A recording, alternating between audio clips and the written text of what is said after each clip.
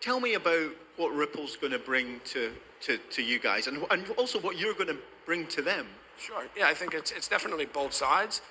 But I think it's important to take a step back, right? Prime brokerage, clearing, and margin financing has really been a facilitation business built into banks over the last 30 years. Since '08, that's a sub 5% return on invested capital.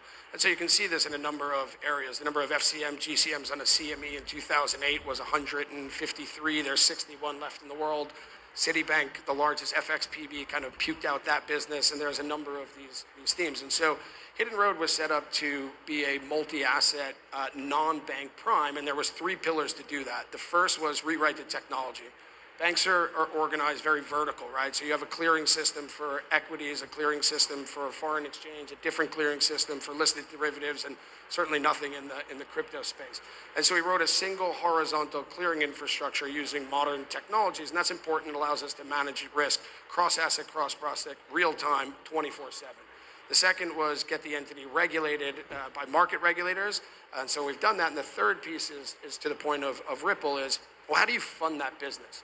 Banks have been predicated on rehypothecating client collateral to fund prime businesses, which is part of the reason they have punitive capital charges under the likes of Basel III.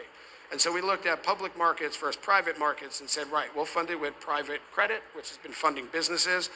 We took about $500 million and deployed that. We ended up with a supply-demand problem.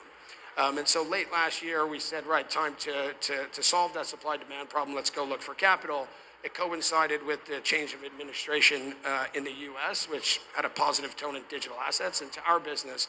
And so the conversation with Ripple was very organic. They were a user on the platform. And when we looked at it, having access to that balance sheet and that treasury would allow us to really deploy material capital in traditional assets. And in the crypto space, that infrastructure has not really existed. And so solving that gap to put real balance sheet in the digital asset space will allow real, true institutional adoption. So that's on the Hidden Road side. There's two knock-on benefits. One is we'll be able to lend a little bit more XRP, and two is Ripple's stablecoin made its debut end of last year. And so being able to use that as good collateral and accept that on a 24/7 basis is a major step forward.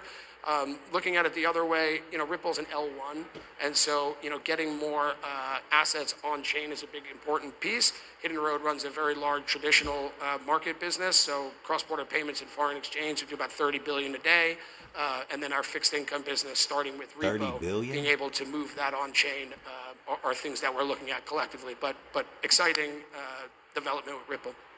Sorry, did you say XRP is going to be used as collateral?